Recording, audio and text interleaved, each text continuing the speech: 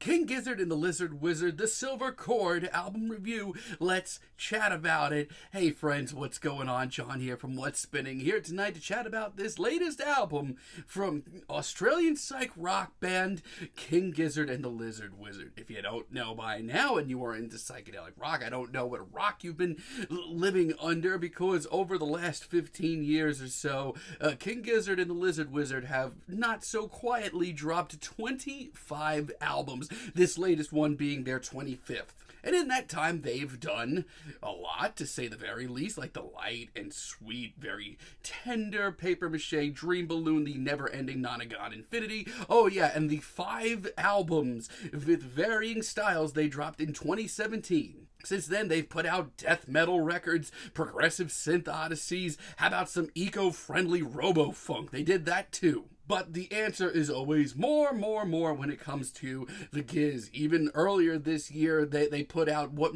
probably will be my favorite rock album of the year with Petrodraconic Apocalypse. It is a pretty thrilling record if you haven't listened to it already. But leading up to this album, which they announced 2 weeks ago that this was coming out, I mean, once again, I'm not too shocked to hear that the band is once again shifting styles, this time going back in the progressive synth direction that they tried out on Butterfly 3000. Now, the band did put out a bunch of singles leading up to this thing. Let's chat about it.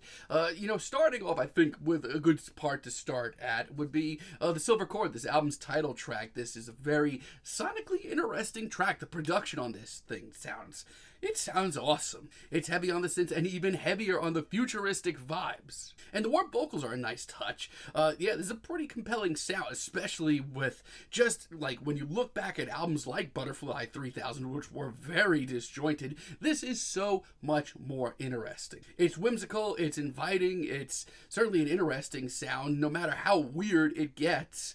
Just know that you're getting into some bizarre territory with the Giz. But then with tracks like Set, King Gizzard and the Lizard Wizard completely jumped the shark, and for now, it's actually a good thing. We get a big, bulky beat on this track. It's kind of a banger. I mean, this thing is slick, like slick back hair, going out for sloppy steaks at Trafani's. Look it up.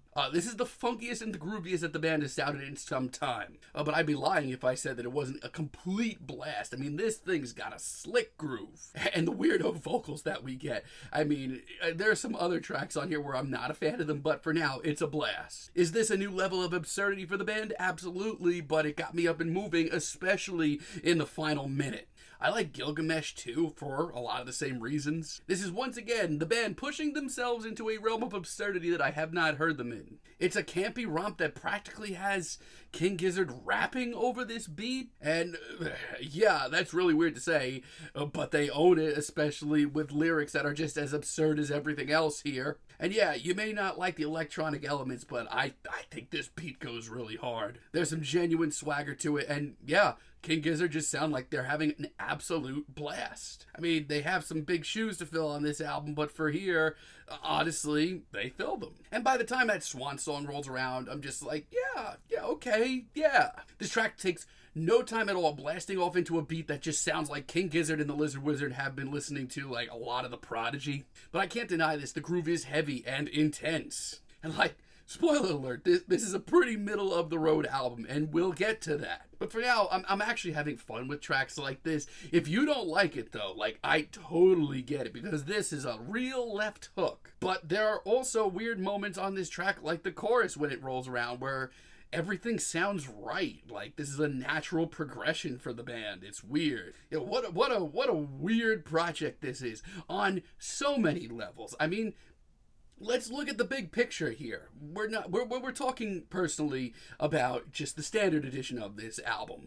I did not get into the second disc of this album for my own personal reasons. I also didn't have the time, honestly. Eventually I'll check it out. But if we're looking at the standard edition of this record, this thing is 7 minutes long and barely over 25 minutes. This is by far the shortest King Gizzard and the Lizard Wizard album, especially when they put out an album earlier this year that was over an hour. And this is their 25th album. I feel like they maybe should have sat on this a little bit longer. Like, we could have gotten some more material here. Now, like I said, there is a much larger edition of this album where every single track is extended in a jam, and almost every track, I believe every track, is over 10 minutes long.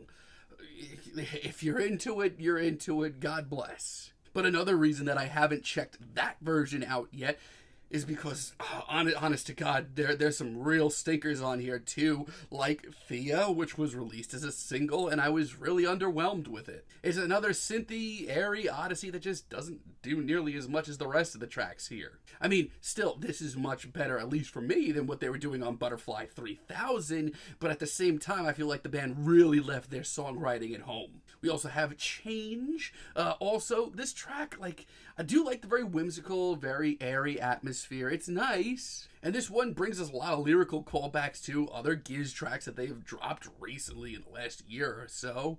But this track is just okay. Vocally, this track is such a drag, and the band really sounds phoned in here. This feels like a 4-minute distraction of a track that maybe has a good idea buried deep down, but really should have been executed differently. After this whole track, outside of like a cool synth line or two, this really doesn't have much going on of interest. And by the time Extinction rolls around, my brain is just fried, and not in a good way either. Like with Petrodragonic Apocalypse, yeah, my brain was fried at the end of that album, but my first instinct was, okay, let's listen to it again. This is a very maximalist project from the Giz. But even with everything going on this track, I'm not feeling it. And there is a lot going on. It lacks any direction. It just sounds like the band trying to cram as much as they can into 5 minutes. And it honestly just gives me more of a headache than anything. Yeah, this album, this is just an odd one in the discography of the band. I mean, they put a lot of effort lauding this as their 25th album, but I honestly feel like they could have sat on this